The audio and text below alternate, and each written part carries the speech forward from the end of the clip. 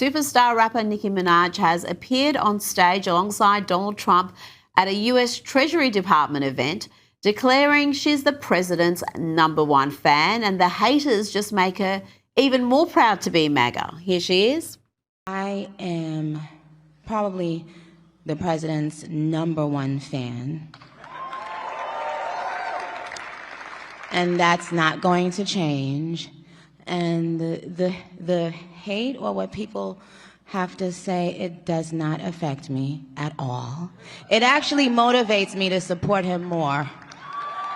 And it's going to motivate all of us to support him more. We're not going to let them get away with bullying him and, the smear campaigns. It's not going to work, okay? He has a lot of force behind him, and God is protecting him. And I didn't think we'd be getting a Trump-Minaj collaboration in 2026, but we live in extraordinary times. This one is for the Dems and the liberals, infected-minded individuals. Got to kill for you all bunch of sick souls. Daddy, y'all will take your problems and he fix those. And I bet you gon' feel better with the mega cap on. Ain't on your fault that you get your facts wrong. We gon' be here making it great. No, it's ever too late if you wanna jump on. Joining me now is royal and celebrity commentator Kinsey Schofield. Kinsey, what are your thoughts? I mean, that's a lot. I love that collab. Thanks for throwing that in there. This was a big deal, though. Nicki Minaj pledged to donate between $150,000 and $300,000 to fund Trump accounts, a federal investment program for babies born between 2025 and 2028. She was nervous, but that was Nicki unscripted. That was her freestyling on that podium. Can we throw it back to Cardi B on the campaign trail for Kamala by comparison? 1 second, guys. 1 second.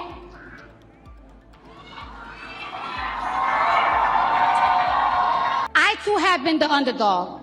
I've been underestimated. My success belittled and discredited.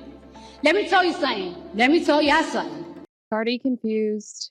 Cardi as prepared as Kamala ever was. I think politicians take a big risk bringing entertainers out, but this was an uplifting and positive press conference for Trump and Nicki Minaj. Now, multiple Hollywood A-listers managed by the Creative Arts Agency have been caught parroting very similar lines, and credit here to Paul Joseph Watson for putting this together. Things are getting serious when all the actors start reading from the same script. I could not be prouder to be American right now. I've never been more proud to be an American. By the way the Americans are acting. Seeing people and communities come together. And I could not be sadder to be American right now. And I've never been more ashamed to be an American. With the way the government is behaving. To see what our government is doing. Completely identical. Both managed by the Creative Artists Agency, by the way. The CAA, one of the most powerful and influential in the entertainment industry. Natasha Lyonne, also managed by the CAA. So I'm wearing this ice out pin here. Here's Olivia Wilde, CAA. This country is hurting, and I'm appalled. I'm sickened. Ariana Grande, who simultaneously started amplifying the same rhetoric. CAA. Mark Ruffalo, CAA. And what I'm seeing here happening is not America. It's almost like a script went out. Kinsey, it is very curious, isn't it? And I've got to say, I did notice this new line about, I'm very proud to be American. I'm proud of the protesters that were aligning being American with being one of these unhinged activists out in Minneapolis. And they all started doing it at a very similar time, Kinsey. It's so true. And fame is not a credential. Influence isn't the same thing as expertise. Just because someone is famous or has a massive following doesn't mean they're qualified to weigh in on complex, polarizing political issues. You can fart on the internet and get 1 million followers. That doesn't make you a political authority. So I think a lot of us would like to hear a lot less from these people, scripted or not. That's a good point. Now, Insider has spoken out about allegations that Brooklyn Beckham's wife, Nicola Peltz, receives a $1 million monthly allowance from her billionaire father. Telling Page Six the rumours are completely false. Kinsey, that seems quite low if you ask me. I expect a billionaire father should be getting considerably more per month, maybe 2 or 3 million, yes?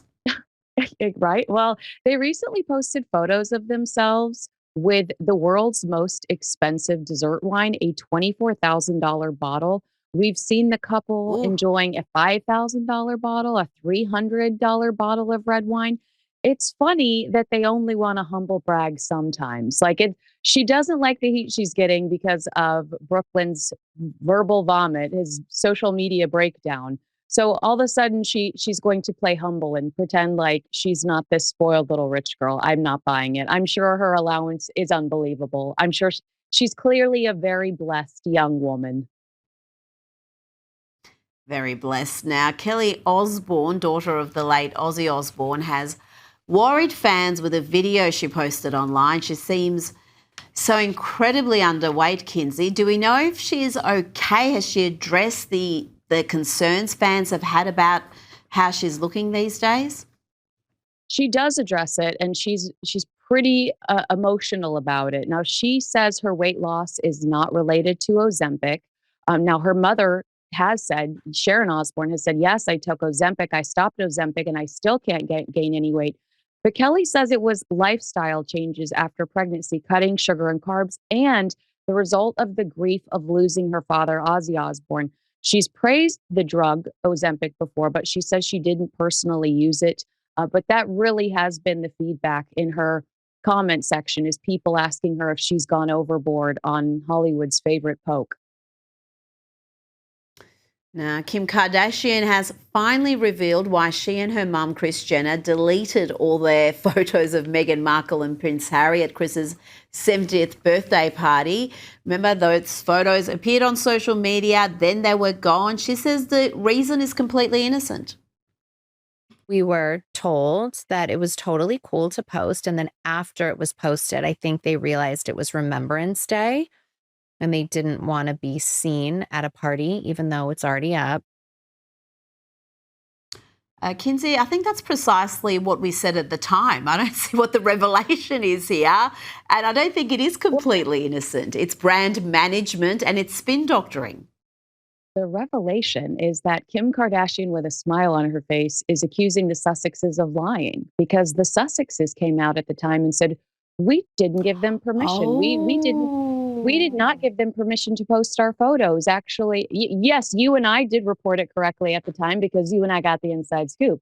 But Sussex sources were saying at the time that Harry and Meghan did not sign off on their images being shared by the Kardashian family, and the Kardashians in some way violated their rights or privacy by sharing those photos. And so Kim Kardashian, with a grin across her face, is saying, actually, that's not what went down. You were caught partying when the rest of your family was mourning the war dead, and you had some second thoughts, some regrets.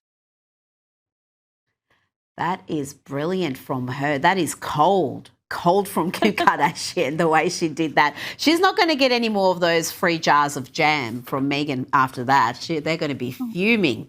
And talking about Meghan, she's reportedly bracing for her first visit to the UK in 4 years in July, where she's going to attend a one-year countdown event for the 2027 Invictus Games with her husband, Prince Harry. Kinsey, I'm sure the horrors of this trip are going to give her material for maybe 1 or 2 more Netflix series. I mean, this is going to be fantastic. She only needs to be booed once and we'll never hear the end of it. Or we wouldn't know. Perpetual victim. You're absolutely right. I'm still under the impression that come hell or high water, this woman will not return to the UK. I think she's so fearful of being booed. I think she truly does loathe the United Kingdom, despite the fact that they've given her the platform she has today to sell wickless candles and, loose fruit spread. So, yeah, she is expected to be there for the countdown to Invictus. But I truly would be surprised if she got on a plane. I think she will come up with any excuse in the world to avoid this trip, because I just simply think that she does not invest in her husband the same way he invests in her. It's not going to be a very good look, though, Kinsey, if she misses another event that's very important to Harry. And we know the Invictus Games is very close to his heart. He founded it. It's possibly the thing professionally that he's done that he's most proud of.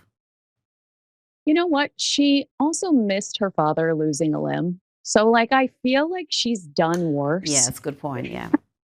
You know, could she go lower? The answer is yes, I believe she could. Kinsey Schofield, thanks for your time tonight.